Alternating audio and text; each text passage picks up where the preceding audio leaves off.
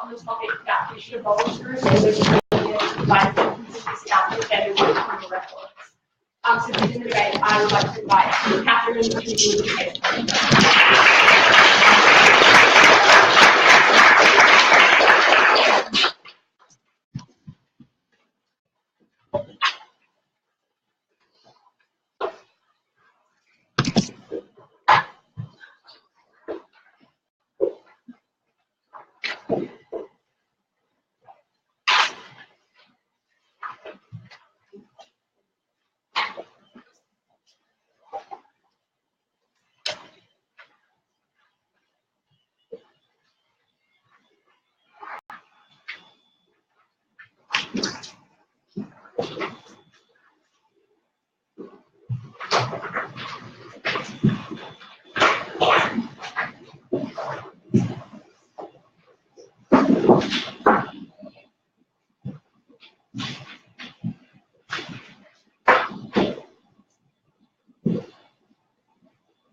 Speaker, 1 in 30 African American men are currently languishing in prison.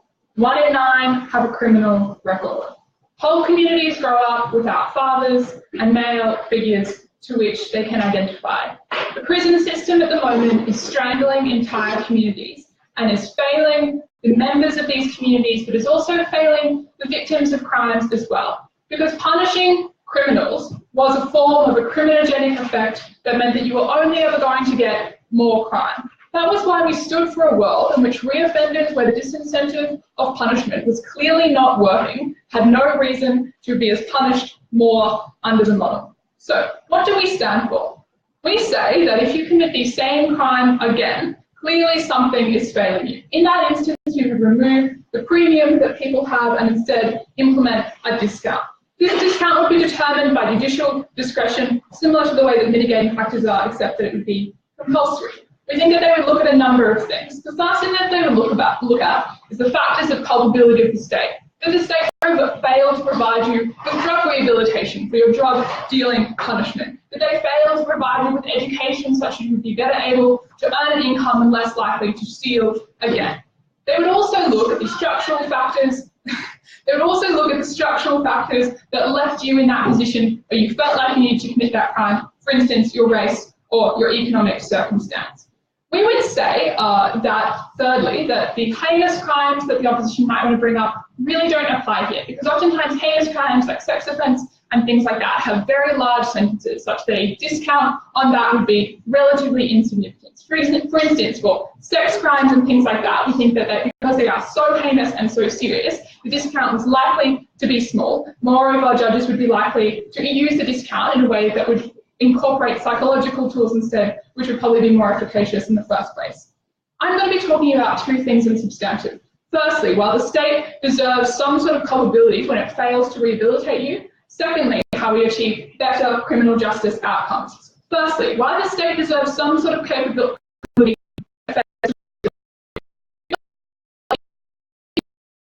and punish, so for instance, been to prison and continue to commit that crime, that is evidence that the disincentive there is failing. We think that states have been very reluctant to acknowledge the structural reasons why people commit crime. We think that there are political incentives that means that states are unlikely to do so, and these societal factors mean that they want to be tough on crime. What were the kind of reasons why people were likely to face structural reasons to commit crime as opposed to a lack of a disincentive? These are things like A, economic deprivation, like no jobs or welfare in your area. This was a form of financial direction in which people had to commit crime in order to stay afloat. The state was the one that created that problem in the first place, but moreover, prison was never going to be efficacious in trying to fix that. Secondly, that there was a lack of education, there was an educational deprivation issue in which people had no other option except to resort to organised crime or things like that. Thirdly, the functions of racism and fourthly, failed community areas in which governments had consistently turned away from those areas.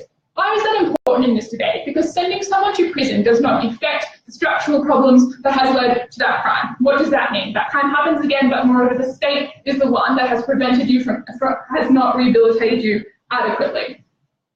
Why is that important? Because we need to acknowledge we need to prioritise preventing recidivism over victims. This is because the harm to a victim has already been accrued when someone has committed a crime. We would say that by sending someone to prison, for instance, you don't fix that issue. But secondly, we would say that these people have already been punished in the form that they have already, if they've done the same crime previously, been punished in that way. The state ought not to have a reason to continue to punish you when that does not actually achieve any societal good, because if you are continuing to do that crime, sending you to prison has done very little, and so sending you to prison is simply just draconian. What does this mean? We think that we need to acknowledge that judges are constantly able to consider mitigating factors, however that is failing them at the moment. Why? Why? Because judges aren't compelled to consider mitigating factors in a lot of jurisdictions like they are at the moment. Now they have to create some sort of discount. This was extremely powerful because it forced them to look at the structural barriers. It forced them to be more compassionate. That was extremely powerful. But secondly, we need to acknowledge that the state has failed to rehabilitate you in this instance. In that example, the states therefore are culpable for that crime in some way. Therefore, the states should also not be able to punish you for that. And then lastly, acknowledge that oftentimes mitigating factors in sentencing are really, really flawed in the instance that a lot of jurisdictions don't even look into the factor of race.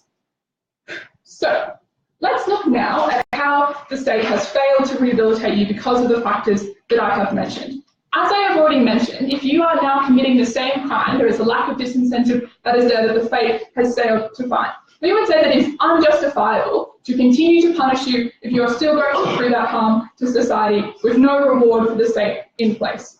I've spent a lot of time talking about prison, but now I'm going to talk about other forms of punishment that were likely to happen. There are other forms of punishment like rehabilitation services and community service and things like that. We would say that firstly, those happen in minority cases, despite the fact that they're often quite effective in rehabilitating people because states have an incentive to be tough on crime. But oftentimes these things are inadequately funded and light. What changes now, and this leads me nicely to my second point, is we get better criminal justice outcomes because those other forms of punishment, as opposed to just sending someone to prison and locking away the key, are going to be so much more likely to be used. So now to my second point about how we get better criminal justice outcomes. There are two things to acknowledge in this point. The first thing, we get better outcomes because we avoid the criminogenic effects of punishment. Ladies and gentlemen, sending someone to prison was going to be so much more criminogenic. Why? One, because you have the income foregone of spending time in prison, which means you're more likely to commit theft. Two, because you are more likely to be exposed by organised crime, which means that you're more likely to be embroiled in that system of committing crime. Thirdly, because you have to commit violence in order to stay in prison and stay afloat in that area, that means you're more likely to be a violent person when you leave. Fourthly, because you're more likely to find drugs in prison than out of prison, meaning that you're in a cycle of drug dependency and therefore theft and organised crime. And fifthly, because being in prison attaches a stigma to you, but also cuts you off from your community, meaning you're more likely to commit that crime in the first place. So these kinds of punishments were always criminogenic in yourself. So if we had a discount on that punishment, that means that we stop this crime happening in the first place because you're less likely to commit the crime again. Secondly, acknowledge that when we have fewer people in prison, that reduces the overcrowding of that prison sentence. That means for the people that we do actually send to prison, we get better results for them because now the punishment that they receive is so much more targeted and so much more better. But even if that doesn't happen, even if you think that prison is not inherently criminogenic and that by not sending someone to prison, we don't achieve goals and that you are more likely to actually see more crime. Why is that still a benefit for us? Because, leading to the second issue in this point, this creates an incentive now for states to adequately invest in proper reforms and better reforms for rehabilitation. Because as I've mentioned, and I'm sure the opposition is going to mention, states have an incentive to be tough on crime. What we do when we create a discount sentence on recidivism is we neuter any conservatives' approach to be able to be soft on crime. We neuter their ability to be racist. And now the state has to invest in adequate forms of rehabilitation and rehab services. Why?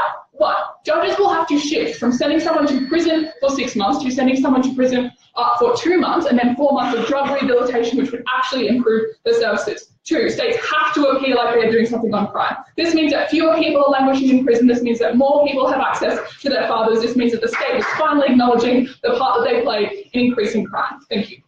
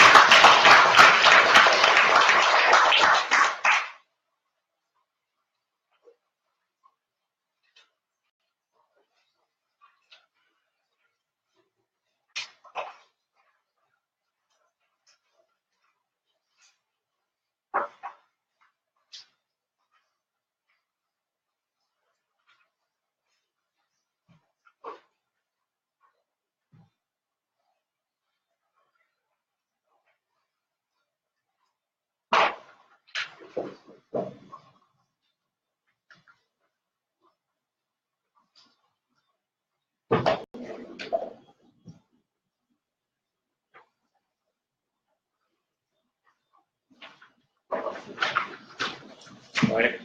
Strangely check desk.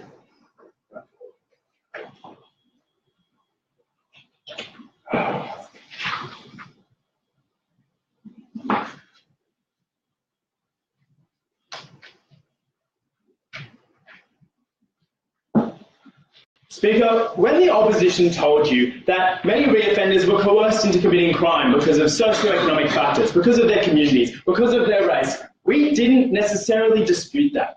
What we thought was that recidivism was simply not the right tool for addressing those factors and not the right way to ensure a fair outcome. And we think, in fact, they told us what the right one was. And we thought that we would always defend mitigating and aggravating factors because these address the root cause of those problems, not some vague, indirect way of addressing the factors that may have forced these people into crime. We thought that the consequences of this were that when there were people who reoffended and did not have any valid excuses for reoffending, for example, reoffense in white-collar crime areas, this meant that they would receive a discount on their sentence that they never, ever deserved. All right, so firstly, a few points of setup. Firstly, on the idea of improving rehabilitation methods. We were more than happy to pump money into improving rehab in prisons. We thought that was not at all exclusive to that model. We thought, actually, at the moment that in Australia, rehabilitation methods in prisons were especially good compared to a lot of nations across the developed world. But we are happy to improve this in ways that look like reintroduction to society programs, more education in prisons, and more lower security prisons. We had no problem with that. Second point of setup is to clarify what the comparative is in this debate. So again, we recognise that sometimes circumstances push people to commit crimes that they might not have otherwise committed if they were more privileged. However, this is dealt with directly by mitigating and aggravating factors. The opposition have to better prove why a previous criminal record is a better way to deal with this than mitigating factors. So they did bring up some material here. So what first speaker told you was that judges currently aren't compelled to take into account mitigating factors.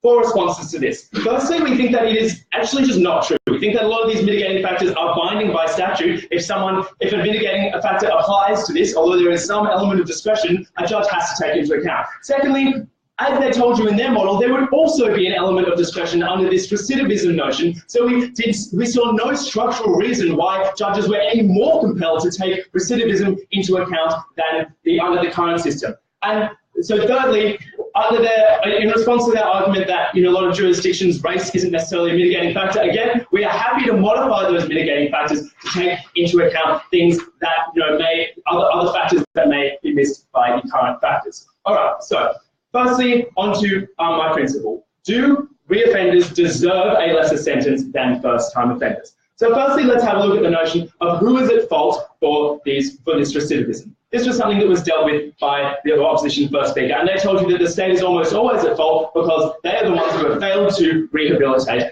these reoffenders. Okay, so we think that prima facie, this is not necessarily always true. We think that sometimes the offender is necessarily at fault for their crimes. We think that sometimes, A, they simply have a genetic or biological tendency that means that they are more likely to commit crime. We think that if you're born with a tendency to be violent, that is something that the state could never control. B, sometimes maybe there are irreparable circumstances, other irreparable circumstances that the state can control that were not addressed by the opposition. And we think that also our criminal system recognises that people at some fundamental level have an aspect of free choice over what they do. We think that there were always going to be some circumstances, even where the state did the best possible job at rehabilitating, where factors convinced, where someone did in the end decide to reoffend, and therefore in these circumstances that they did not deserve a lower sentence. We again thought that this is most perfectly exemplified by the example of white-collar crime. These, for the majority of people who have been afforded every privilege in society, a lot of the time they still reoffend because of the massive financial,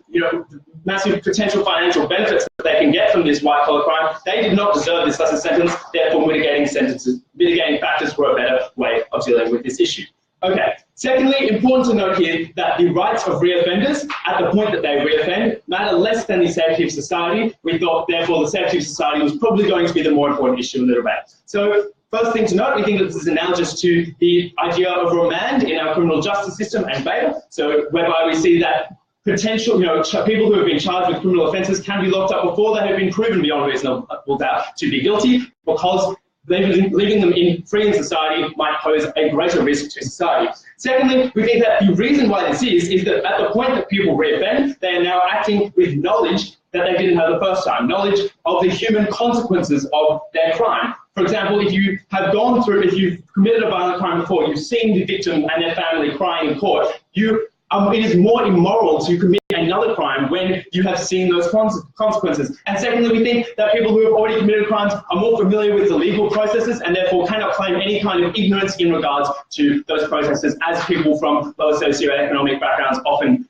are excused for. Okay, so now onto this larger issue about under which house was society safer. So firstly, we think, let's just have a quick look at the basic mechanism of deterrence. So we thought that the opposition's model was always going to make deterrence weaker. We think that the sentence given for crimes is proportional to the severity that our society and our criminal justice system attributes to that crime. Not only does that mean that when that sentence is reduced, it sends out a strong signalling message that that offence, when it is done for the second time, is less severe, but it also simply means that when that rational calculus is made, when someone is deciding about the potential risk and the potential consequences of committing versus the potential gain, if the consequences are smaller, they were more likely to reoffend.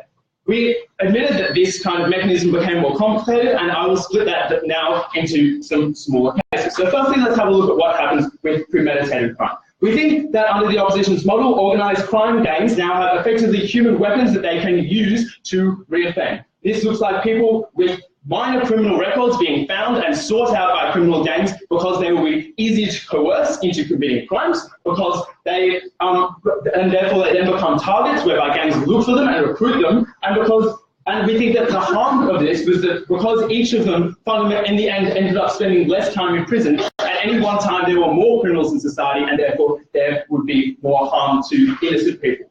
And so in response to this, the opposition, in anticipation of this, the opposition told you that these kind of reductions won't affect the worst crimes, because, such as rape, because they already have such large sentences. Firstly, we thought this was not necessarily true. We see that crimes like rape often go unpunished. There are often a lot of factors that push people to commit these crimes already. By reducing the possible sentence, you're simply further reducing that deterrent. And we think that even if it is true, that reduction does still make a difference, even if it's a marginal difference in that rational calculus that someone makes. We think that a marginal increase in crime is still a marginal increase in people who are killed, in people who are raped, in people who are assaulted. That was something we would never stand for. Okay, now let's have a look at spur-of-the-moment crimes. We think that when you're looking at the case of a drunk, violent man who commits an assault in the spur of the moment, they still make some kind of calculus, although their ability might be reduced. And we think that if they have this preconceived notion that whether it's an explicit calculus that crime is less, therefore they're more willing to commit that crime, or just a reduced fear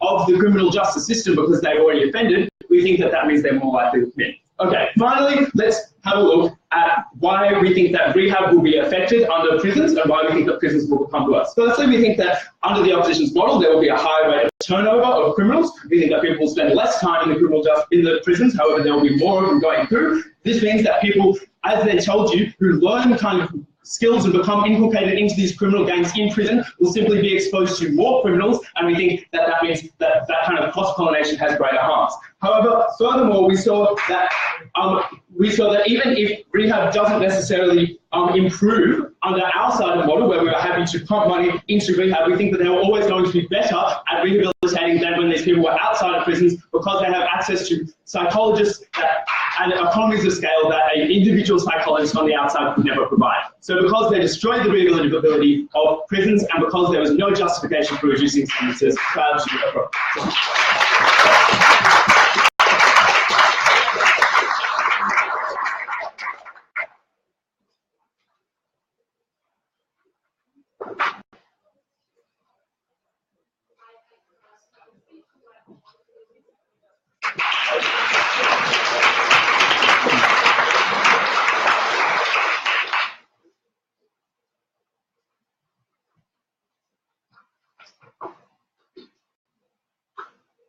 overwhelmingly, and for the vast majority of crimes, those things being like drug crimes and theft and minor crimes, people are not born with an innate propensity to be more likely to steal or more likely to commit a drug crime. The more we learn about crime, the more we know those are increasingly societal factors generated by things like your race, your economic circumstances. The vast majority of crimes, therefore, the state is necessarily culpable for. Because when they send you to prison and remove your ability to earn an income, they worsen the economic circumstances that led you to commit that crime in the first place. When they send you to prison and deny you rehabilitation for drug crime because they have an incentive to be tough on crime, like they do with the vast majority of African Americans under the status quo, that means you are more likely to commit that crime again at the point in which you denied what would fix the root cause of that problem. Just because there are a few crimes that people may be innately more likely to commit did not stack up against the vast majority of crimes we're talking about in this debate, and the vast majority of the most vulnerable stakeholders who was incredibly important that we recognise the state was responsible for, rather than putting the blame, as we constantly do, on people of colour for those circumstances. I'm going to do three things in this speech. First, I'm going to assess whether or not the state has an appropriate degree of culpability in this circumstance. Secondly, I'm going to talk about criminal justice outcomes. And thirdly, in substantive material, which I've again left at the bench, I'm going to talk about people of colour. 3 rounds in a row, people. 3 rounds in a row. Okay. Firstly, let's talk about criminal culpability. They said that oftentimes people don't have a valid excuse for reoffending, and the state has done all it could.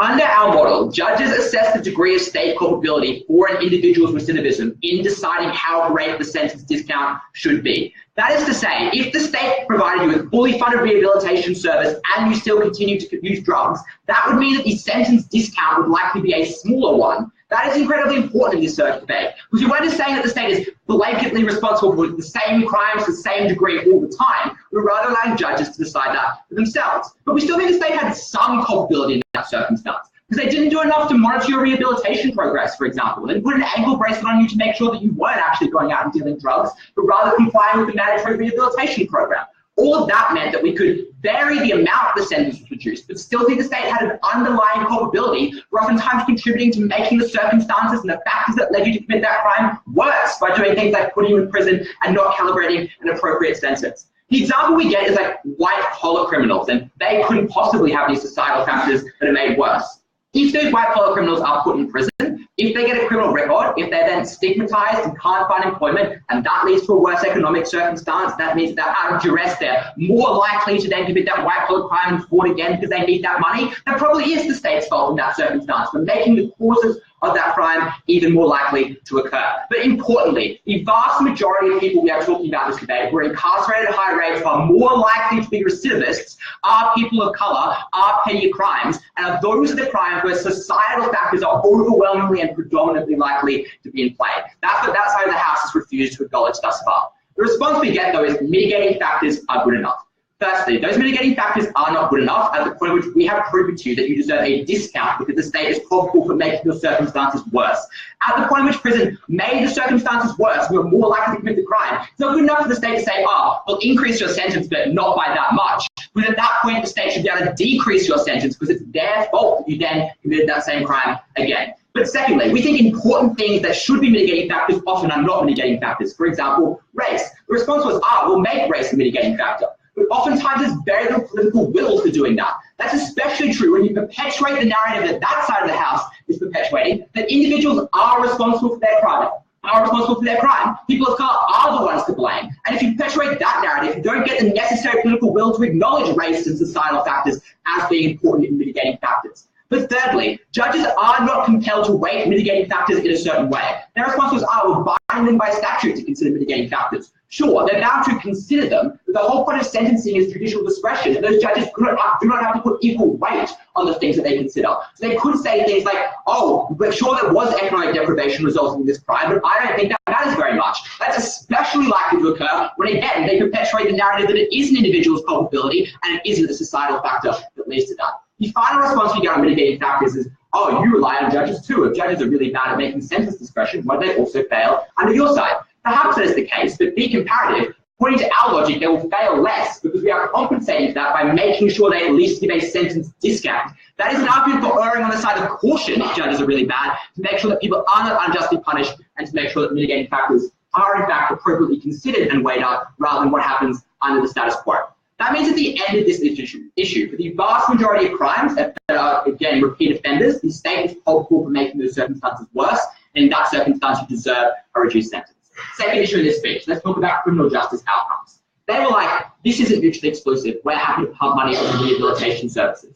But often there's very little incentive to pump money into rehabilitation services for the reasons Catherine gave you about the political circumstances that we face in many countries around the world, about the need to be tough on crime and the lack of public understanding that oftentimes occurs about societal factors that lead to committing crimes. We create that incentive under our side of the house for the state to better fund those services. Why is that? Because the state has an incentive to ensure that crime statistics go down, but at the point at which more criminals are being released more regularly because their sentences are being reduced, obviously crime statistics go up. Therefore, the incentive under our side is for the state to fix the root underlying problems that have led you to commit that offence, such that there are fewer people being fewer recidivists. Whereas under their side, the easiest thing for the state to do is to lock them up for longer and throw away the key, because it's the next government's problem in the 10 years that they eventually get out. That means we get better rehabilitation services provided under our side of the house. But the alternate conception we had for crime prevention was one of deterrence. Why doesn't that make sense? Firstly, obviously the sentence the state calibrated the first time did not work in deterring you, otherwise you would not have committed that crime again. Now what they had to prove was the length of the sentence was the thing that would make you unlikely to commit a crime. But why is it the difference between 5 years and 6 years, or 4 months and 5 months would mean that you suddenly stop committing the crime? It's unlikely the length of the sentence is going to factor very much into someone's consideration when they're considering whether or not to commit a crime. That meant that the best way to prevent crime was to make sure the state actually solved the root causes of the problem and the societal factors that led to people committing crimes. That's why we got better crime prevention and fewer people being recidivists under our side of the house. Moving now to my third issue in the speech and my substantive material on people of colour.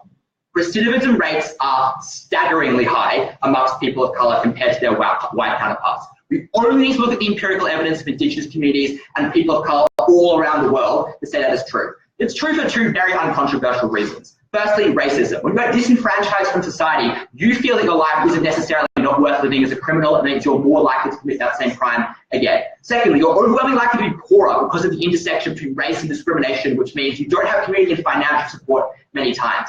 That means that you commit crimes again. If you commit crimes again, you have a substantial sentence, and that's especially likely to be the case because judges are racist and oftentimes put disproportionately high sentences for African Americans that commit those crimes again. That is terrible for two reasons. Firstly, it means generations of African Americans and people of colour grow up without a breadwinner or someone in their family to support them. They're in jail for longer because they keep committing that same crime and keep getting disproportionately higher sentences added on top of that. Secondly, for the perpetrators themselves that are put in jail, they lose ties to the community that are often the best at helping them from not committing crime. So for example, Indigenous elders are often a support network that Indigenous people rely on to not commit a crime. Well, you're chucked in jail for longer and have less access to those people, those community leaders, those figureheads who are far more likely to commit those crimes again. That's why this disproportionately harms people of colour, and given they are a hugely valuable stakeholder to care about, given how they've been screwed over by our criminal justice system for decades, we think this is an incredibly important point. The state is culpable for the vast majority of crimes. Even where it's not, our model takes that into account by having judges' discretion. For all those reasons, we're very proud to talk about this.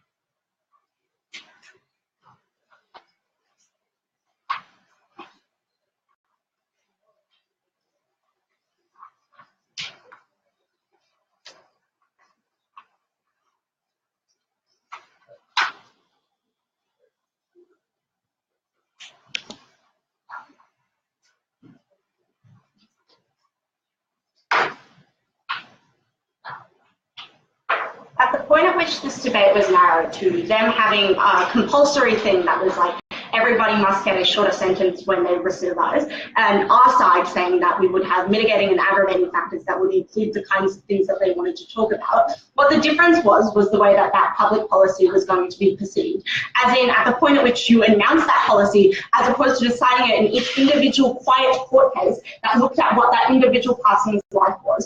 What that backlash looks like is entire racial minorities that they wanted to care about being vilified even more than they ever had been. What that looked like was people thinking that they weren't getting the punishments that they deserved.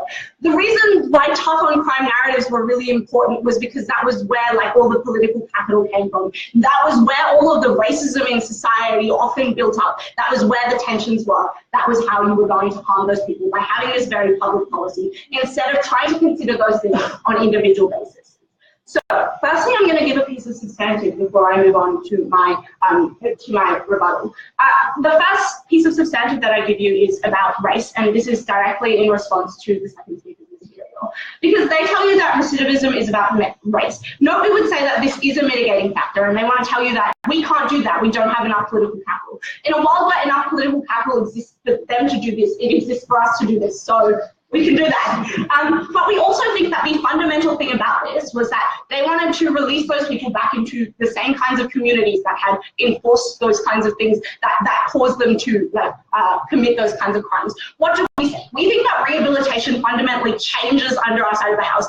And even if it doesn't, that prison is the best and only place that you get that. That meant that you changed narratives for entire racial groups, entire racial communities, when you improved the rehabilitation using that political capital in our prison systems that changed the outcomes of their lives. That looked like having better job programs that helped them skill up so that when they left prison, they didn't have to steal. That looked like giving them more opportunities to learn skills, to be part of reintegrated into communities, to learn about society and civil society and voting and things like that. So I'm going to deal with that more in a second, but I'm just going to deal with this backlash thing a little bit more.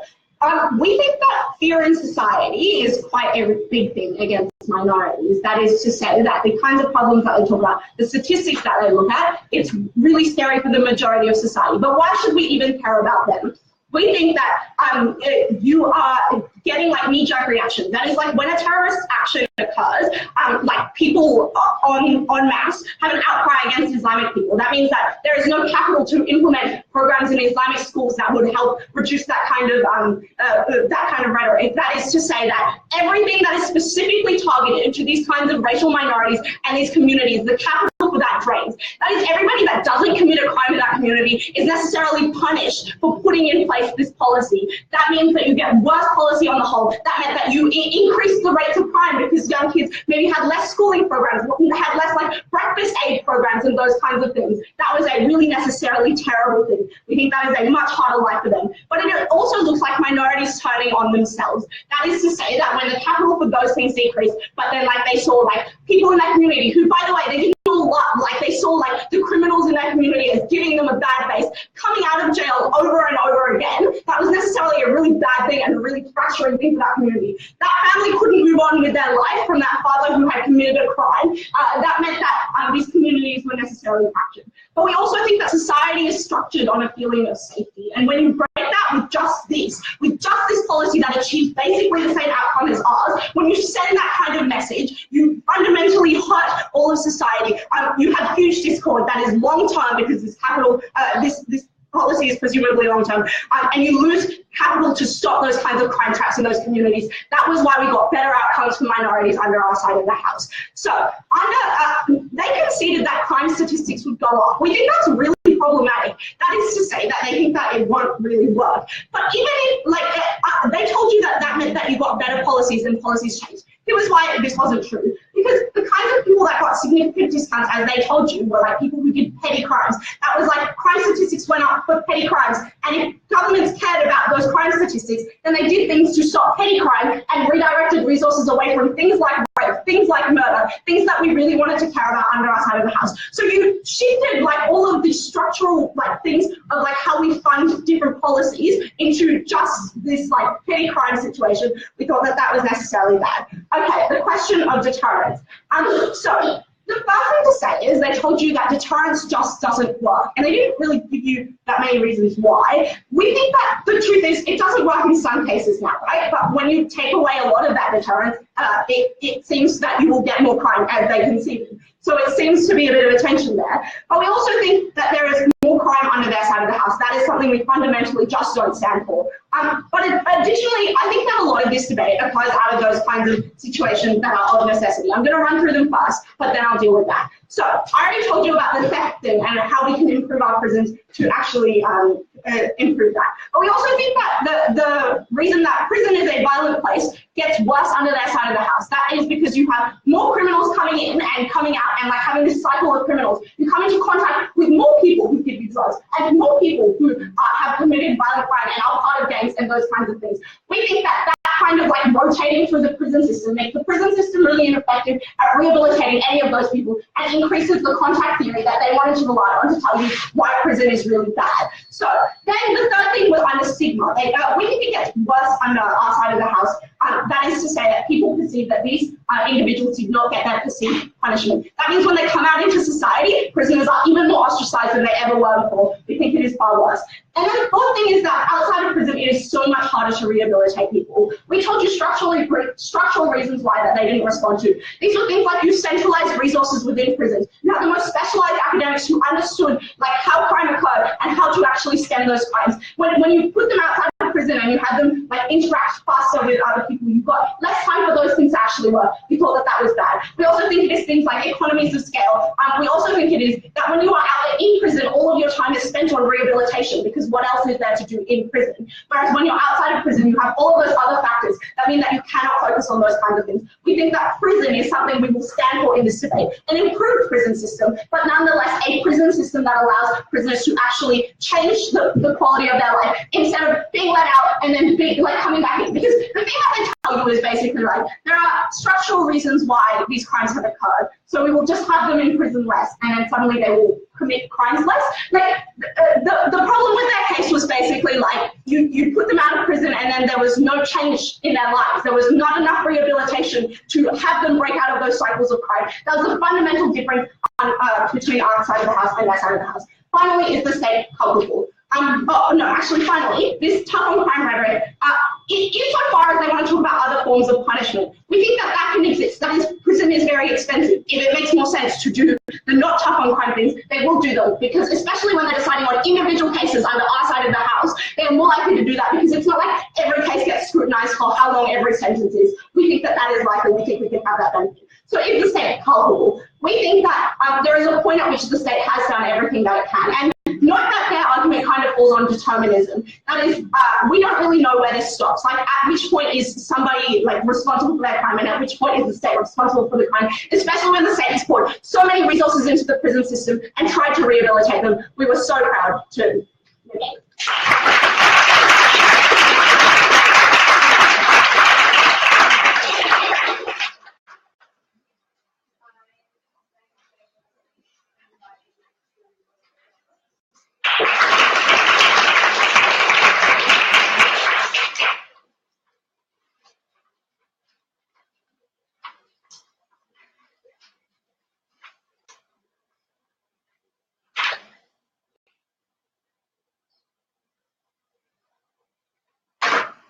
Ladies and gentlemen, what I walk away from hearing that speech is that they stand for a massively improved prison system where all the resources are centralised and there's nothing else to do but get rehabilitated. But I can think of some fun things to do. Get shanked, do drugs, because all of these things are inherent to the prison system and you cannot get rid of them. They will be prolific when you put together all of these people who have such terrible life problems because they come from such deteriorated communities, and then you can put them in the same area where these can affect each other, and therefore you have more access to criminal networks that will make your life far worse when you leave that prison. And that was inherent no matter what they supported. But not only that, they didn't get the resources that they championed down their side of the desk. Their responses were so glib. The reason why that political capital, and in turn that money was particular to our side of the house, was because when you necessarily said to the racist population, we will let these people out of prison, they said, oh no, I better hope they're not going to commit a crime then. We should throw money at it to give them the best rehabilitation possible.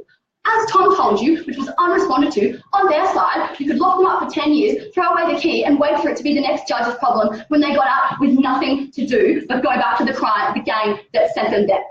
I'm going to talk about three things in their speech. Firstly, who gets less crime? Who gets less crime? Secondly, the rights of offenders and whether or not they're culpable, and thirdly, on some racial issues. On to the first of these, who gets less crime? They'll tell you that they'll pump just as much money into it as they want to. That was impossible, but the fact they wanted to do that showed that it was exactly what needed to happen to win this debate. But we could only do that on our side of the house, as I told you, because we provided the political incentive to do that. When you couldn't just, when Republicans couldn't just run and say, I'll lock up black people, I'm tough on crime, and that was what they could do only under their side of the house, because they were perpetuating the narrative that people were individually culpable.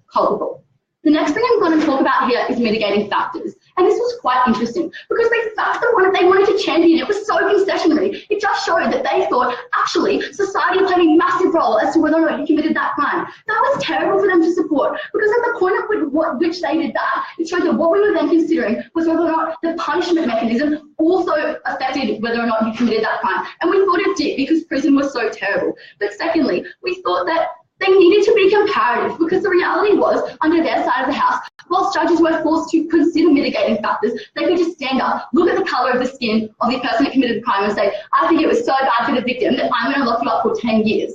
Under our side of the house, the reason why that changed was firstly, because they literally just had to give them, say, 8 years. That was in the law. But secondly, they had the incentive to do so because at the point at which was enshrined in the legislature that judges were supposed to do a good job of this and this was supposed to be the objective, they had to write that into their decisions in order to get promoted, in order to move up in the career that they valued so much. That was why this got better under their side of the house. So to the extent where they might not reduce it to the best of their ability because they were slightly racist, they needed to be comparative because we got that far better.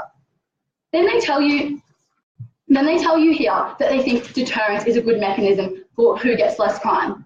Obviously not, because it didn't work the first time. But secondly, the reason why deterrence doesn't work when you just make the sentence longer is because a harm to that person's liberty still accrues either way. That's why people don't consider the length of deterrent of the length of the prison sentence they might get when they're committing a crime. So that was going to be completely ineffective for them.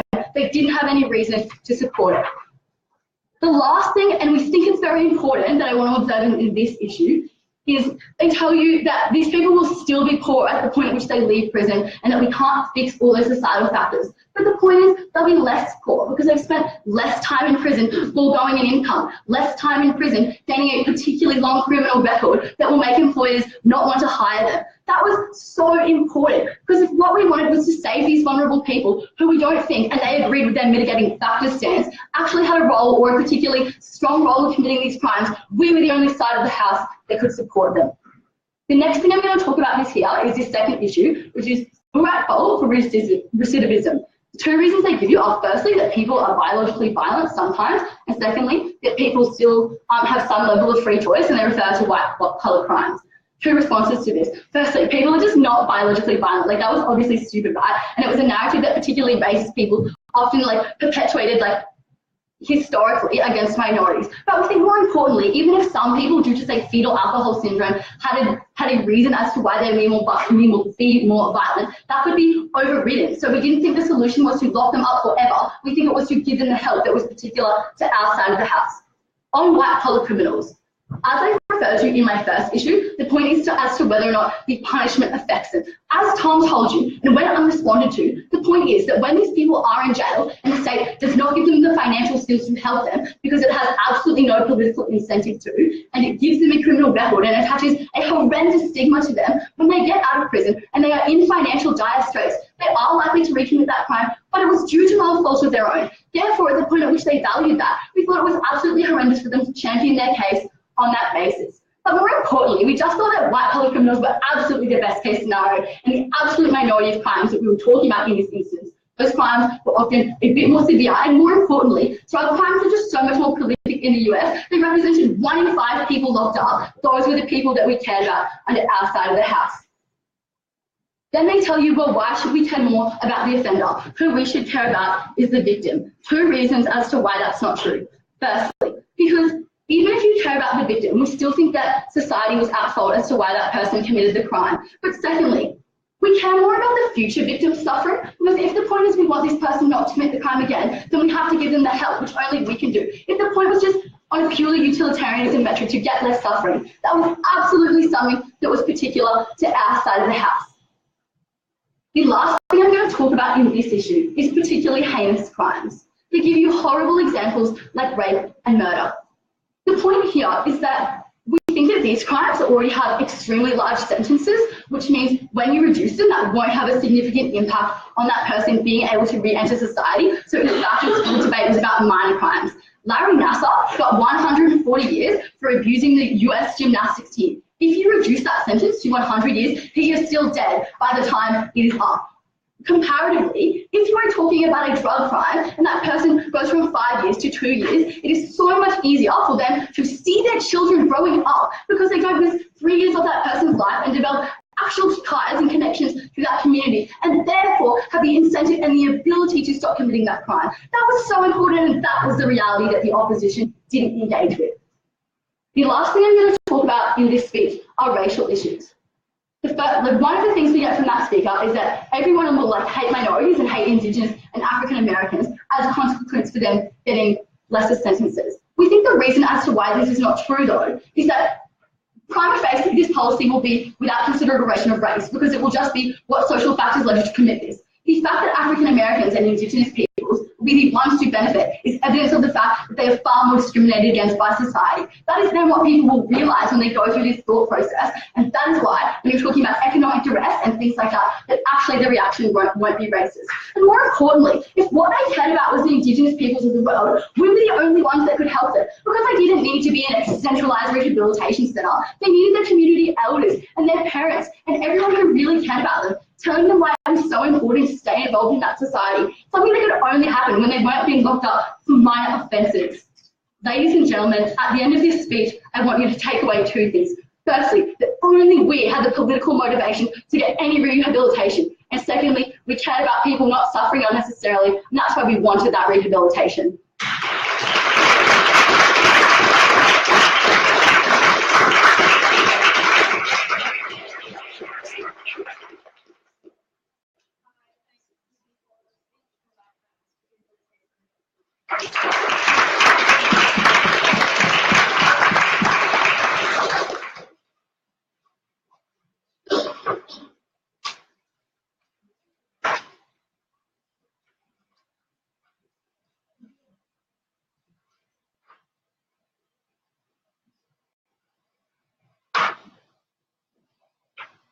Izzy said that in prison you'll get shanked, do drugs, and meet criminals.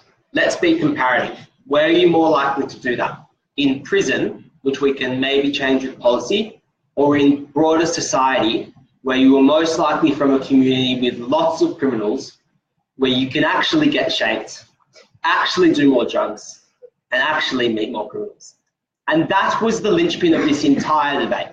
If the question is, do you get more rehabilitation in a prison that might be slightly bad, or do you get more rehabilitated outside that prison in a shitty community? We win that debate because the prison at least is better than the comparative. The opposition did not deal with that comparative at any of those three speeches, and that's how we're going to win this debate.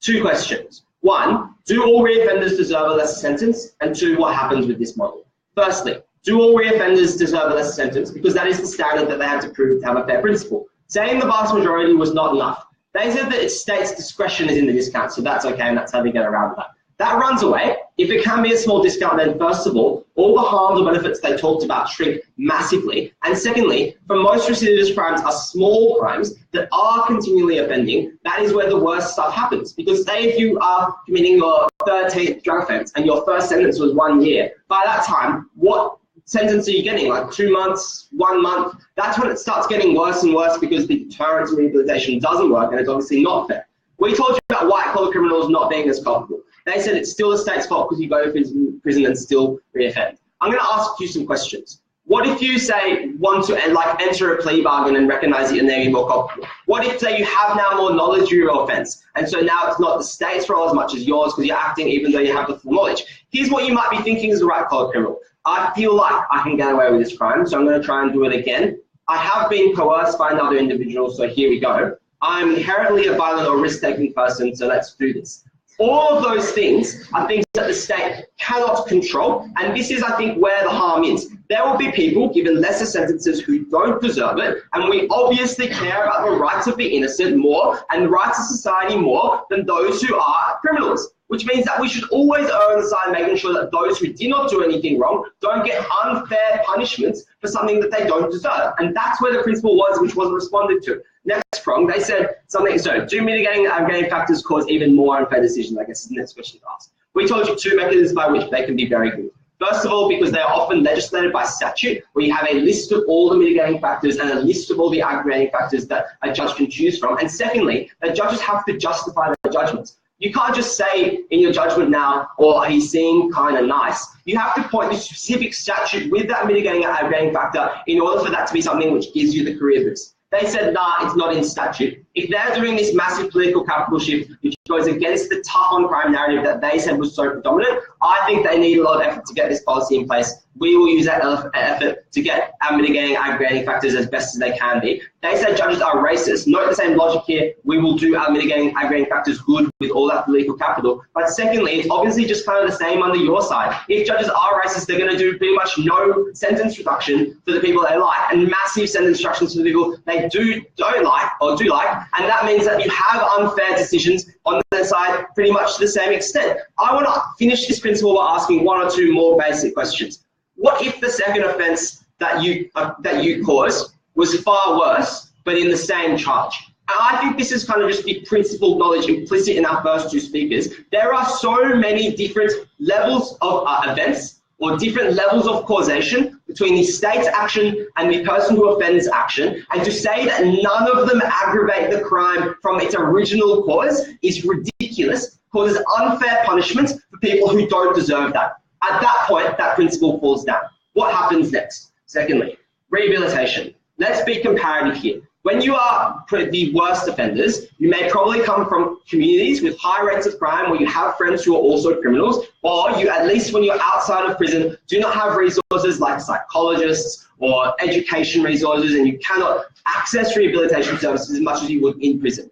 All the reasons they gave us to why prison was bad were bogus. Let's deal with them. They said commit theft because you have no income. I've watched Orange is the New Black. You get money from jobs within prison, and that's in the US.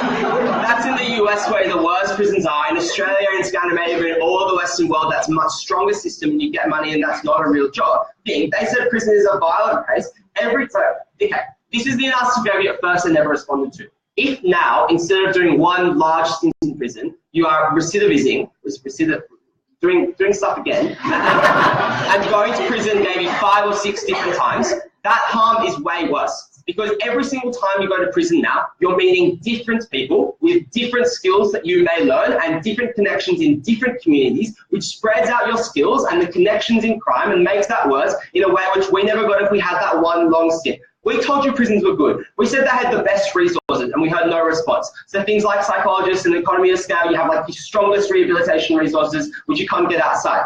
Also, what else are you going to do in prison? Like, you probably are just going to rehabilitate because it's pretty boring. Like, otherwise, we didn't get a response to that one. I thought that was pretty strong. But for the most part, and this is, I think, another way that we can win the debate, even if they have got up on the rehabilitation stuff, I think that most of it is actually contingent on how effective the deterrence is. Here's why. Because if the overarching message a criminal is hearing is that it's okay for me to reoffend because I'm going to get a lesser sentence, then they're more likely to reoffend, less likely to listen to any sort of rehabilitation they get. And in doing so, not only do they hurt society, but they're just weakening the capacity for rehabilitation to be effective, which is why them ignoring all of our harms to do with deterrence was actually like crushing for them and caused them to lose this debate. So here's what we said about deterrence, if I can find it. Oh, we had 3 harms which they didn't respond to. 1, for organised crime. They will get people who have recidivized a lot, who have lesser sentences and will get even lesser sentences to do their bidding for them. They will seek those people out, more likely to be coercive, and it will increase the power of organised crime because you have those boys who do the actual stuff getting less time in prison. Secondly, for serious crimes. For the most heinous crimes, you now don't have to worry about getting a worse sentence, even if you do something far, far worse, because now you know the level at which you're going to get punished. Often the deterrent is an uncertainty in punishment. You don't know because you feel like you're doing something bad, how much you're going to get. You now know you're going to get less than what you got last time. Thirdly, in heat of the moment crimes. This is particularly true for drug crimes, which what Izzy wanted to try and hang their whole case on, which is that the clear message that sticks in your mind when you go and deal drugs on the corner of your street is that I won't get much for this time if I get caught, because last time I only got that bit and I got through the worst of it, so this time I'll be able to get through this. That means that when you're making a choice and weighing up whether or not to commit that crime, you're more likely to do so. And the real problem here is not that they're doing this more and not getting rehabilitated. The actual more important stuff is that they're committing crimes which is hurting innocent people, which is stuff they never really realised was more important in this debate. Victims, those that are hurt by the proliferation of drugs, or serious crimes like rape and murder, which now don't have as much. Note that it wasn't enough for them to say that rape just isn't charged because like Brock Turner got 3 months and there's often systemic problems with dealing with sexual assault crimes that make them have far less sentences than they deserve. And that means that they're a much, much more dangerous society, which does not happen on their side. On backlash, when my white little kid Sam gets 2 years in prison, but his black friend, whatever his name, gets 6 months in prison, that is seen as an incredibly disgusting thing by like the white parents of the world. They're going to be more racist and think that is ridiculous, and in other ways are going to be more tough on crime in ways that are far, far worse. That was the material that Jay told you that heard no response. Look, at the end of this debate, if they wanted to hinge on rehabilitation, they ignored that you get shanked to do drugs and made far more criminal outside prison where perhaps we're both.